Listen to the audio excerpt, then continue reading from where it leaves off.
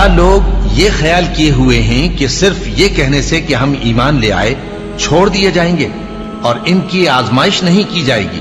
اور جو لوگ ان سے پہلے ہو چکے ہیں ہم نے ان کو بھی آزمایا تھا اور ان کو بھی آزمائیں گے، سو اللہ ان کو ضرور معلوم کرے گا جو اپنے ایمان میں سچے ہیں اور ان کو بھی جو جھوٹے ہیں۔ کیا وہ لوگ جو برے کام کرتے ہیں یہ سمجھے ہوئے ہیں کہ یہ ہمارے قابو سے نکل جائیں گے؟ جو فیصلہ یہ کرتے ہیں برا ہے۔ جو شخص اللہ کی ملاقات کی امید رکھتا ہو تو اللہ کا مقرر کیا ہوا وقت ضرور آنے والا ہے، اور وہ سننے والا ہے، جاننے والا ہے۔ اور ہم کسی قدر خوف اور بھوک اور مال اور جانوں اور میووں کے نقصان سے تمہاری آزمائش کریں گے، اور صبر کرنے والوں کو بشارت سنا دو کہ ان لوگوں پر جب کوئی مصیبت واقع ہوتی ہے تو کہتے ہیں کہ ہم اللہ ہی کا مال ہیں اور اسی کی طرف لوٹ کر جانے والے ہیں۔ یہی لوگ ہیں جن پر ان کے پروردگار کی عنایتیں ہیں اور خصوصی رحمت بھی ہے، اور یہی سیدھے رستے پر ہیں۔ اور اے پیغمبر، ہم نے تم سے پہلے کسی آدمی کو بقائے دوام نہیں بخشا، بھلا اگر تم مر جاؤ تو کیا یہ لوگ ہمیشہ رہیں گے؟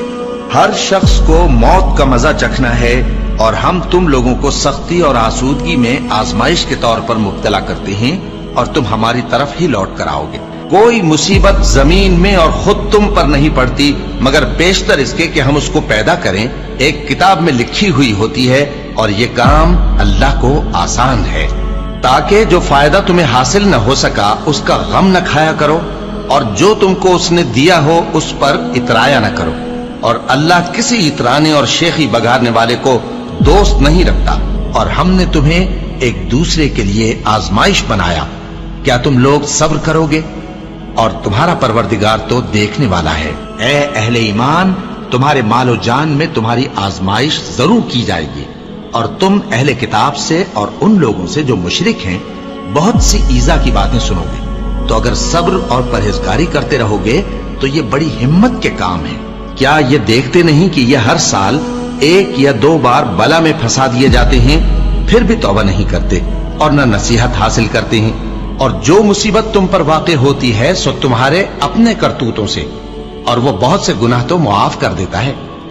اور تم زمین میں اللہ کو عاجز نہیں کر سکتے، اور اللہ کے سوا نہ تمہارا کوئی دوست ہے اور نہ مددگار۔ کیا تم یہ خیال کرتے ہو کہ یوں ہی بہشت میں داخل ہو جاؤ گے، اور ابھی تم کو پہلے لوگوں کی سی مشکلیں تو پیش آئی ہی نہیں؟ ان کو بڑی بڑی سختیاں اور تکلیفیں پہنچیں، اور وہ صعوبتوں میں ہلا ہلا دیے گئے، یہاں تک کہ پیغمبر اور مومن لوگ جو ان کے ساتھ تھے سب پکار اٹھے کہ کب اللہ کی مدد آئے گی۔